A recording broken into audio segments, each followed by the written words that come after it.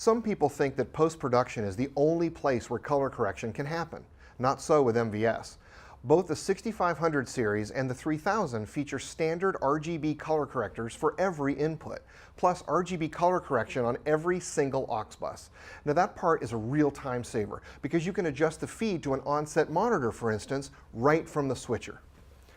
Okay, let me go up here and call up something here. I'm going to call up an XDCam machine here, and let's go into the turn on the color corrector. So we're going to go into the engineering setup menu. Now these are part of the inputs that we're tweaking. So we're going to go down to switcher, input, select my XDCam deck here, and hit color corrector. Now there's a whole bunch of stuff on this screen. So first of all, we have to turn the entire color corrector system on for this.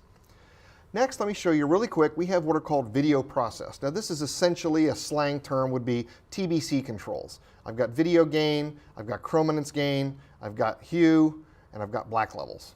Okay, wow, that looks terrible. So let me hit Unity to clear it out of there, and I'm just going to turn that off. Now what we're really getting into here is the primary color corrector.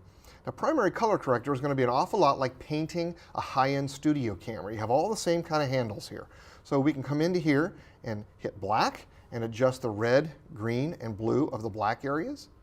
So if we want to make something look better, or in my case, I'm doing a really good job of making it look worse. So we can change all this stuff. I can come in here, let's do Unity again, come in here and do the whites. So let's say it's not white balanced correctly. I can white balance this a little bit better.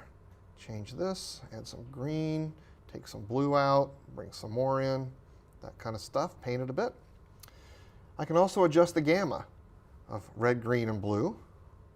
Or if I just want to change the entire gamma, I can do it all. So if I want to add a little contrast to something, maybe pull the gamma down just a little bit. I can also adjust the knee values in here. Finally, I have RGB clip, which allows me to set high and low clipping values.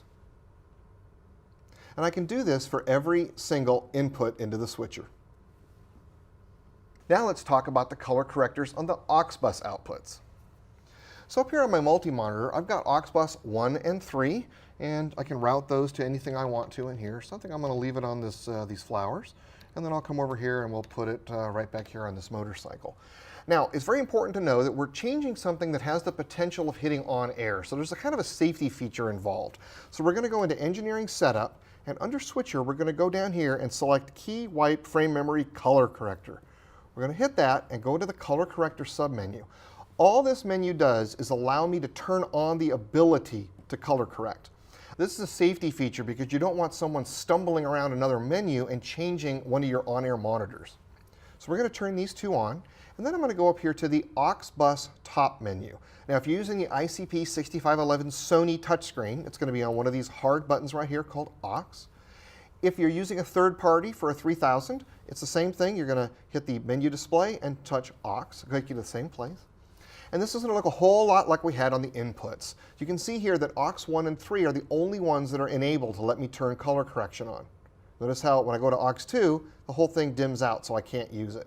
That's what we enabled back in engineering setup. So let's go ahead and turn aux 1 on. Now aux bus color correction is really great for when you want to paint a studio monitor to match what the camera is seeing. You used to have to go and mess around with the monitor, tweaking all of its settings, which kind of ruined it for any other use. Now we can change these things on a moment's notice in the switcher memory. So we're going to turn on aux bus color corrector here.